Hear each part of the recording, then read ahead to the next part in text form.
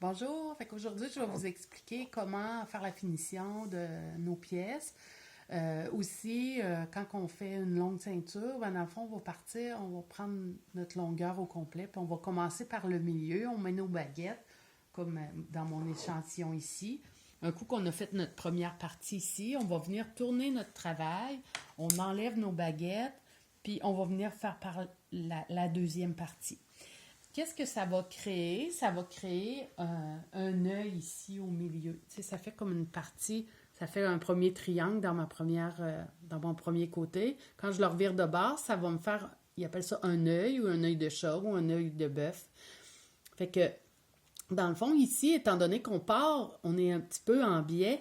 Ici, il y a une partie, là, il faut faire du remplissage. Comme dans celle-là, ici, je ne l'avais pas faite. Fait que ça fait un petit lousse, là, vis-à-vis de là. Qu'est-ce qu'il faut faire? Il faut faire des de faire des croisées avec nos fils, mais en faisant pas de changement de trame dans l'autre couleur à côté. On va faire un changement de trame, tu sais, comme entre les deux. Ça veut dire qu'on va faire une première croisée, qu'on va faire, mettons, juste notre beige, une deuxième croisée, qu'on va partir du beige, on va faire notre changement au premier vert, on va se rendre au vert, mais on ne se rendra pas jusqu'au milieu, là. Puis le troisième rang, on va faire à partir du beige, qu'on va faire juste le beige. Alors, c'est ça. Ben, dans le fond, on n'a pas de modèle précis. On y va par essai-erreur. Dans le fond, on l'essaye, on voit un peu qu'est-ce qu'on a besoin pour que notre travail parte droit. Fait que dans le fond, quand je repars ma deuxième partie, ici, j'avais commencé avec un nœud. Fait que je vais venir démancher mon nœud ici. Je vais détaper. Je vais enlever ma première baguette. Puis ma deuxième baguette, ben là, je vais l'enlever, mais en gardant mes croisées. Là, j'avais pris un petit peu d'avance. D'habitude, c'est un petit peu plus long que ça à démêler. Là. J'avais pris un petit peu d'avance. Dans le fond, habituellement, avec nos baguettes, je me tapais sur le bord de la table, mais là, je ne serais pas capable parce que j'ai pas de baguette. Fait que qu'est-ce que je peux utiliser? Je peux utiliser un dictionnaire ou je peux utiliser aussi une brique que je vais venir recouvrir d'un linge à vaisselle ou d'un tissu pour pas que ça soit que ça brise mes fils. Fait que dans le fond, ici, mon remplissage, je vais venir le faire à partir du côté. On voit ici que la partie ici est plus haute. Fait que faut que je vienne combler cette partie-là. Fait que je vais traverser mon premier fil, je vais faire mes croisées, mais je me rends pas au milieu, là. Je vais faire juste mes bleus en premier. Un coup que mes bleus sont faits, mon fil de chaîne bleu, qui devient fil de trame, redevenir fil de chaîne. Puis à ce moment-là, ma suite est toute correcte, étant donné qu'on remet mon fil qui vient déménager de place, ben ça change rien là, dans mes croisées. Ça fait pas d'erreur dans mes croisées. Fait que je vais venir faire de l'autre côté la même chose. Je vais faire tous mes verres. Quand tous mes verres sont faits, mon fil, il redevient fil de chaîne. Fait que j'ai fait un premier rang. Je vais en faire un deuxième où est-ce que je vais prendre mon bleu. Je vais faire toutes mes croisées de mes bleus. Puis je vais aller dans mon rouge. Fait que à mon premier rouge ici, je vais venir faire le changement de trame, mais que ça n'aura pas d'impact sur mon travail. Je vais en faire à peu près 3. Puis après ça, il revient fil de chaîne. Fait que je vais venir faire l'autre côté aussi, mon vert. Je vais faire mes croisées, toutes mes verts. Puis après ça, 3 fils. 3 fils dans mon orange. Fait que là, j'arrive à mon premier orange. Je vais venir faire le changement de fil, changement de trame pour ne pas mélanger mes couleurs. Mon premier fil orange va venir échanger. Là, j'avais dit j'en faisais 3. Et là, il redevient fil de chaîne. Fait que je vais en refaire un troisième, que je vais faire juste ma bordure ici. Je vais faire juste mes croisés avec.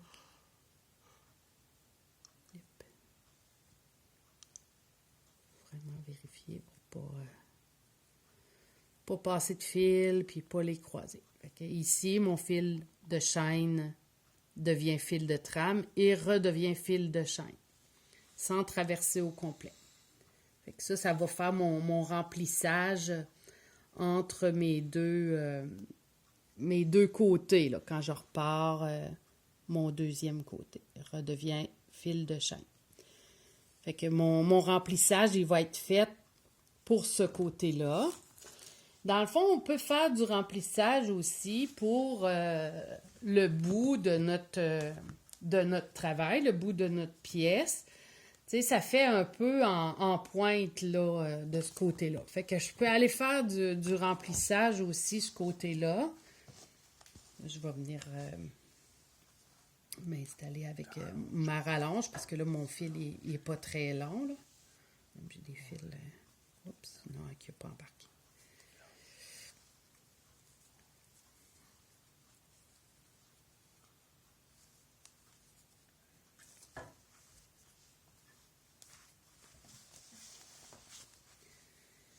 Fait que là, ici, qu'est-ce que je veux, c'est de faire du remplissage au milieu. Fait que je pourrais partir, mettons, mon quatrième fil. Ah, je vais enlever ça ici, ça va me donner une chance. Ça. Mon quatrième fil. Je vais venir faire mes croisés. Quand j'arrive à mon rang, je fais mon changement pour pas mélanger mes couleurs. Puis je vais faire 4 fils encore. Il revient fil de chaîne. Fait que je pourrais en refaire un deuxième qui va partir un petit peu plus loin. Je pourrais partir de mon vert ici. Puis je vais venir faire mes croisés. Je fais mon changement quand je change de couleur. Il faut que je fasse mes changements de trame pour ne pas mélanger mes couleurs. À mon premier orange ici. Je vais venir faire mon changement. Oups, j'ai pas pris le bon ici.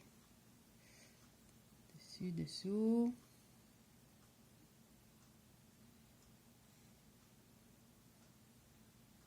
OK.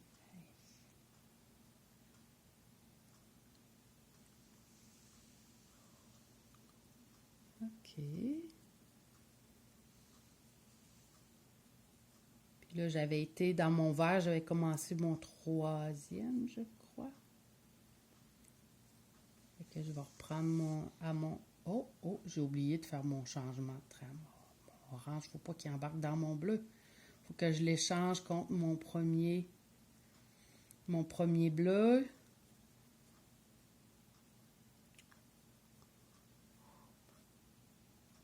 Puis il redevient fil de chaîne. Fait que ça va venir, tu sais que mon bout, il va finir assez droit. Fait que je vais venir rajuster mes fils pour enlever mon petit lousse. Ensuite de ça, je vais vous expliquer comment faire la finition. Dans le fond, on peut couper nos fils un petit peu. On peut les laisser pleine longueur. Ça dépend tout le temps. Si on a beaucoup de différences de longueur, des fois, on peut venir couper en gros là, les fils qui sont plus longs. On va venir faire ça qu'on fait une petite tresse. Fait que dans le fond, sur ma feuille, tu sais, je me suis mis une marque là pour dire, bon, ben ma tresse, elle va avoir 4 pouces, puis le bout qui va être pas tressé, 1,5 pouce. Fait que je vais venir faire ma tresse. Ici, en haut, je vais venir commencer serré parce que là, j'ai pas rien qui bloque mon bout de travail. Fait que je vais venir tresser ici mon 4 pouces. Fait qu'en me mettant ma feuille en dessous, ben, je sais que ma longueur, elle va être toute, à peu près toute égale. Fait que je vais venir tresser ça ici. On peut faire un nœud avec les trois ensemble, un nœud ordinaire, là. Puis on va venir le glisser pour qu'il arrive fil à la bonne place. Okay. On peut aussi faire un petit nœud.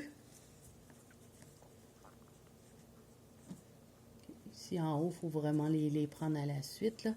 Je vais juste, celle-là ici, je ne la tresserai pas, mais je vais vous montrer l'autre petit nœud. Mettons qu'ici, c'est tressé. On prend le fil, on le remonte ici vers en haut. Puis on va venir le passer en dessous, puis le passer dans la petite loupe ici. Puis on le redescend comme ça. Ça fait un petit nœud vraiment petit. À comparer à l'autre, là, il est vraiment petit, là. Aussi, on peut twister nos franges. Fait que dans le fond, on va twister avec deux fils. Le premier fil, on va venir le twister à la main. Tourner comme en vissant, là. Comme quand on visse un pot, là. Puis ici, là, on voit là, qu'il twiste vraiment beaucoup. Fait que je vais le tenir avec entre mes doigts ici. Je vais me prendre mon deuxième. Je vais venir le twister à peu près égal. Fait que quand ils sont twistés à peu près égal, je vais venir les mettre les deux ensemble. Je vais les placer. Puis après ça, je vais venir rouler dans le sens inverse. Fait que,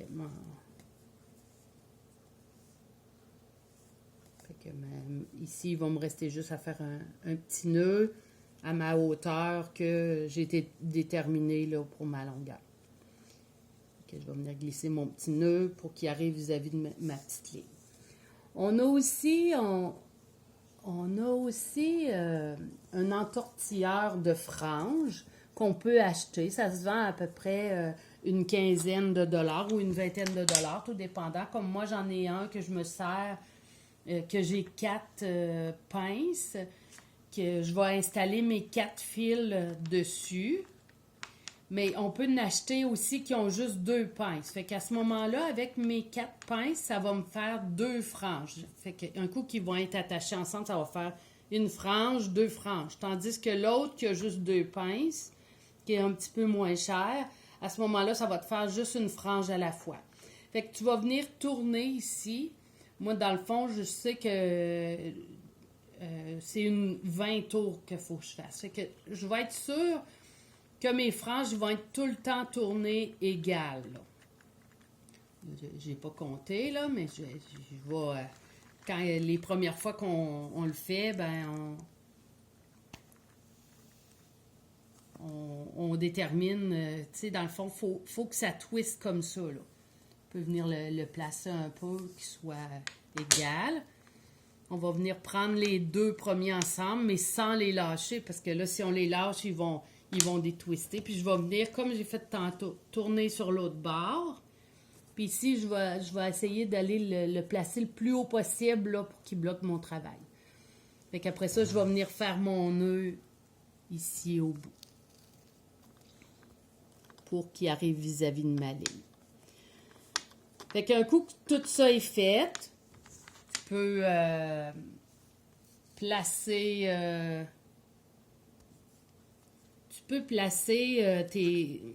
tes baguettes ou tes 2 broches à tricoter.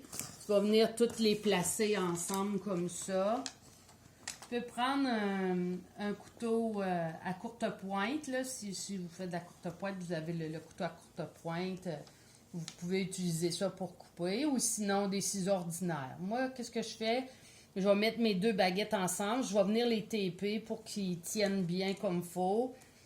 Puis après ça, je vais prendre mes ciseaux, puis je vais venir couper. Fait que c'est sûr que c'est un peu comme quand on coupe les cheveux de quelqu'un. Il faut que le toupette il soit droit autant que possible. Fait qu'on y va mollo. On essaie de ne pas couper trop court pour ne pas avoir de jeu pour être capable de recorriger. Fait que c'était ça les petits trucs pour les finitions. Alors, je vous souhaite...